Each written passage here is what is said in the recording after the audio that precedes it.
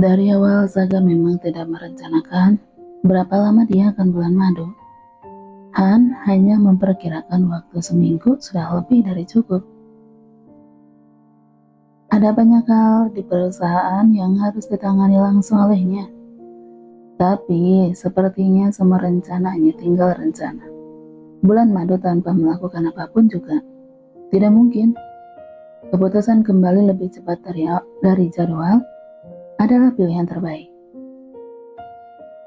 Han dan Pamun memilih beberapa orang untuk tinggal di villa, selebihnya kembali lebih awal ke ibu kota.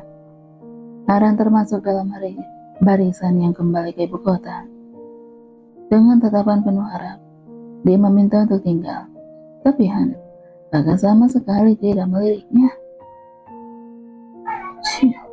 Dia benar-benar seperti orang asing kalau di depan banyak orang. Aran membawa semua perasaan kecewanya, mengikuti langkah kaki para pelayan lainnya untuk berbenah dan berangkat pulang. Hebat sekali mereka ya. Bahkan tidak ada yang bertanya kenapa dan kenapa. Mereka benar-benar mengikuti aturan dengan baik. Padahal bisa jadi di antara banyak orang ini, hanya Aran yang tahu alasan kepulangan mereka yang dipercepat. Bulan madu ditutup dengan cerita dramatis tentang datang bulan. Dania yang merengek kecewa dan mengatakan dia baik-baik aja, tetap tidak berhasil menggagalkan rencana kepulangan. Padahal masih banyak hal yang ingin dia lakukan di pulau cantik ini. Mereka pun belum ke kota XX. Ada beberapa oleh-oleh yang udah dia incar bahkan sebelum berangkat. Kita akan pergi lagi nanti. Begitu gampangnya Saga menjawab. Hah? Aku bagaimana harus menjelaskannya sih? Dan seperti itulah akhirnya semua berakhir. Hal yang akan Dania ingat dari tempat ini adalah heroisme Saga menyelamatkannya dari Haksan, sekaligus cerita memalukannya tentang datang bulan. Keesokan harinya mereka benar-benar meninggalkan pulau XX dan kembali ke ibu kota.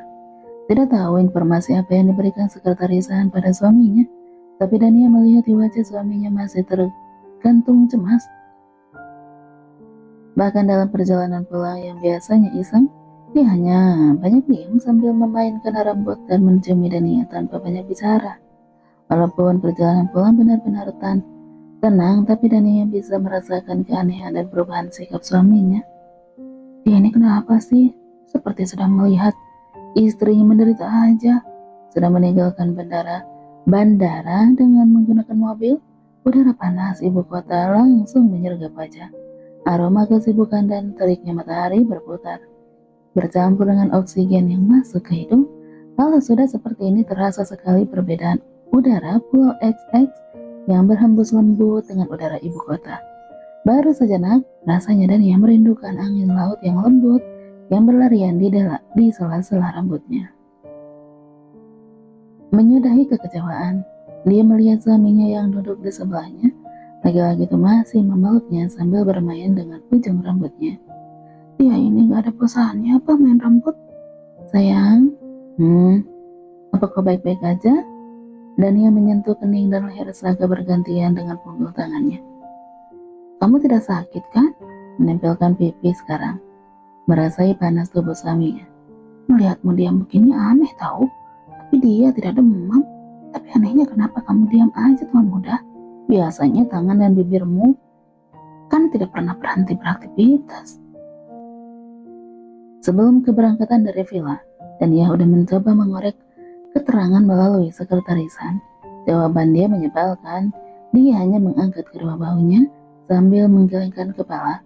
Jawaban semacam itu tidak membuat Dania menyerah begitu aja. Tidak mungkin kau tidak tahu. Merentangkan tangan pencegahan yang sudah mau pergi. Apa Tuan Saga marah?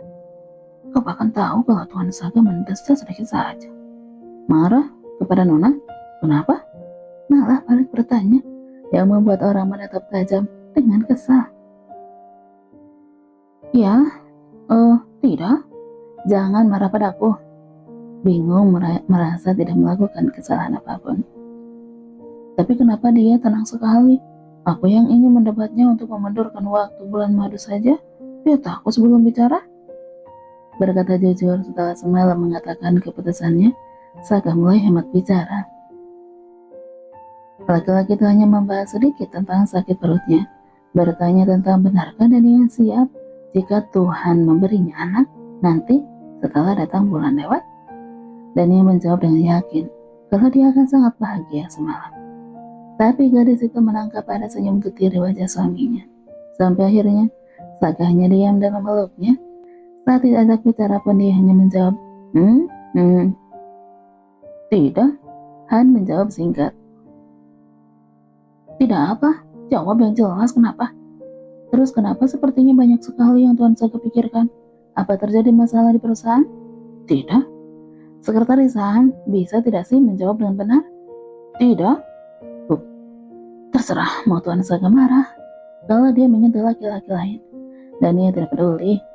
Yang paling penting setelah memukul Han, dia puas. Maksud saya, Tuan Muda tidak marah, Nona. Dia juga sedang tidak memikirkan masalah apapun. Dia hanya sedang memikirkan Nona. Sambil menatap tangan yang habis memukulnya, tidak sakit memang. Tapi kalau ketahuan, tentu dia akan merasakan sesuatu yang jauh lebih sakit ketimbang itu. Memang aku kenapa? Aku baik-baik aja. Jangan bilang kalau kau belum paham juga kalau orang datang bulan bisa melakukan aktivitas normal. Saya tahu, Nona. Kenapa tidak menjelaskan pada Tuan Saga? Seketika hati menjadi gusar tidak terkira. Karena Tuan Muda tidak mau tahu, makanya saya tidak menjelaskan. Apa? Dia ini benar-benar ya? Dan bahkan sampai di perjalanan status Saga masih siaga dalam kebisuan. Dia terlihat menerawang, membuat Dania semakin takut dengan apa yang dipikirkan suaminya. Sayang, kamu kenapa sih? Nia? Iya, kenapa? Langsung menghadapkan wajah antusias. Bahkan dia menyentuh pipi suaminya lembut. Berjanjilah padaku. Apa? Kau mau aku berjanji apa? Apapun keputusanku mengenai kehamilan nanti, kau tidak boleh protes atau membantah aku.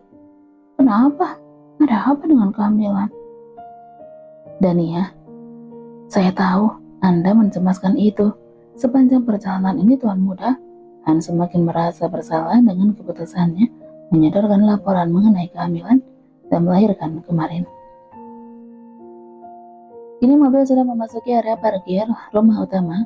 Di depan rumah sudah terlihat beberapa orang berdiri sigap menyambut.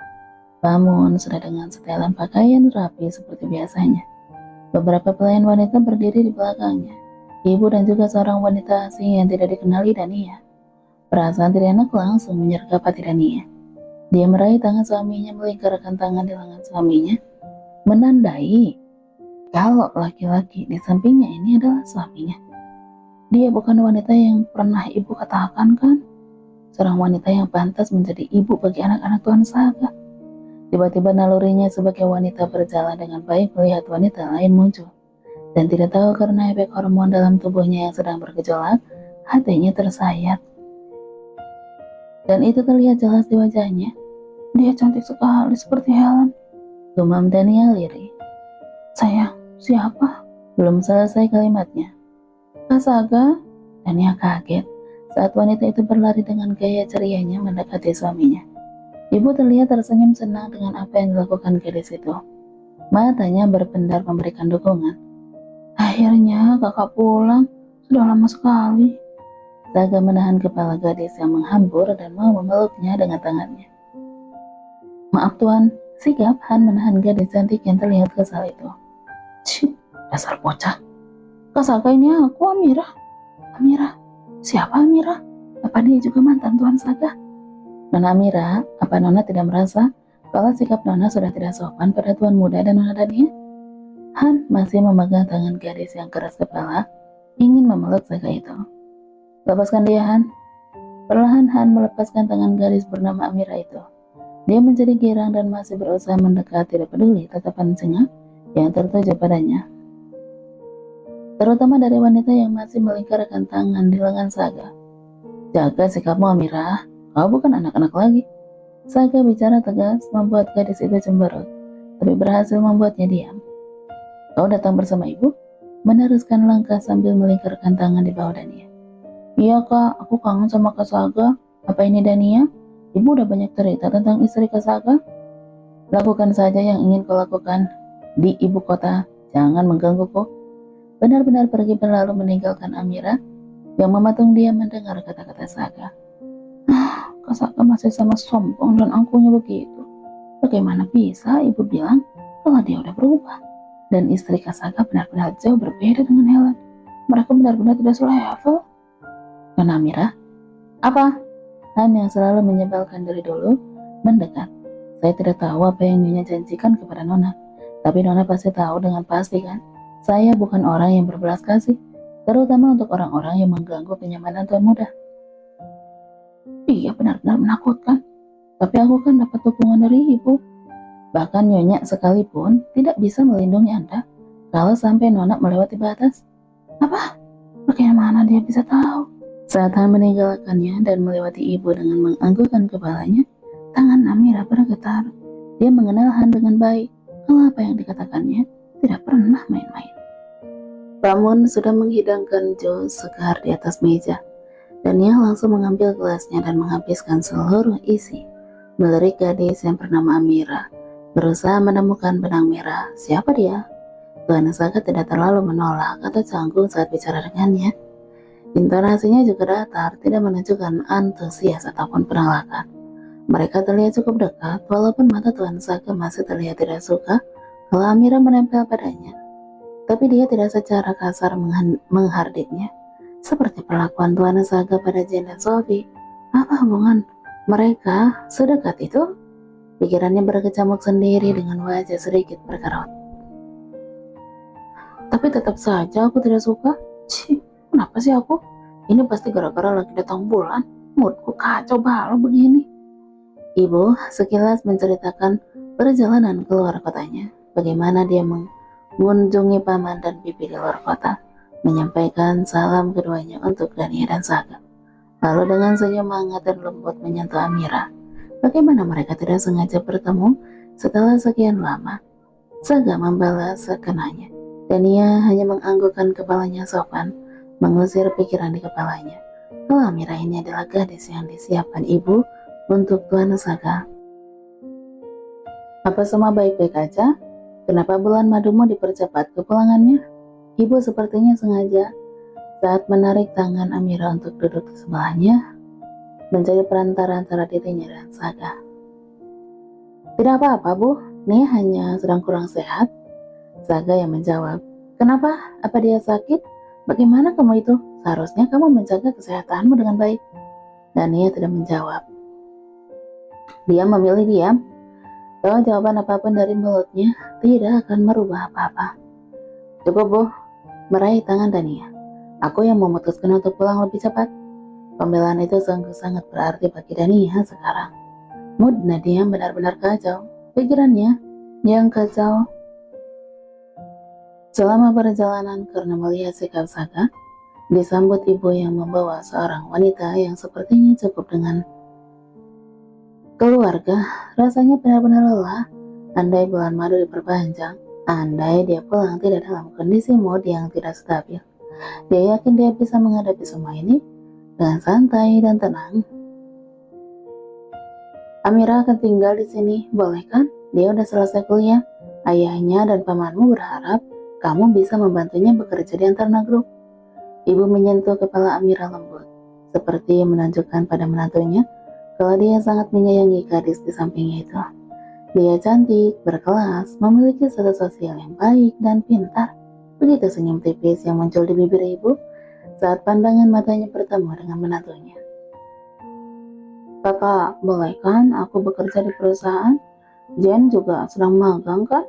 Boleh aku bekerja dengannya? Amira menyambar. Matanya melirik tangan Saga ingin meraihnya. Tapi dia tidak punya keberanian. Ibu, kau tahu kan bagaimana perusahaanku bekerja? Aku tidak pernah memasukkan karyawan tanpa seleksi. Jen bahkan harus melewati prosedur resmi untuk magang di perusahaan. Jadi jangan memintaku melangkahi prinsipku hanya karena Amira. Wajah ibu langsung berubah bias. Dia tahu semua tidak akan mudah. Semudah rencananya yang ia buat. Tapi mendapat penolakan terang-terangan begini, terlebih di depan Dania menantunya, ia seperti merasa kalah 2 kali. Kak Saga, aku bisa bekerja apa aja? Aku akan belajar dengan sungguh-sungguh supaya bisa bekerja dengan baik. Memohon dengan meraih tangan Saga secara berani. Ya kak, tolong terima aku ya. Bola mata bening itu memohon dengan sangat. Dan ia bangun dari sofa, tangannya terlihat terkepal. Menahan geram, melihat Saga yang selama ini dingin pada siapapun selain pada adik-adik perempuannya, membuat hatinya sedikit terguncang. Nia, Saga meraih tangan Dania yang sudah bangkit dari duduk. Dia melihat istrinya langsung merubah ekspresi wajahnya. Itu membuat Saga tergelak dalam hati. Bagaimana Dania menutupinya? Dia bahkan udah melihat perubahan wajah istrinya, bahkan saat melihat Amira di luar tadi.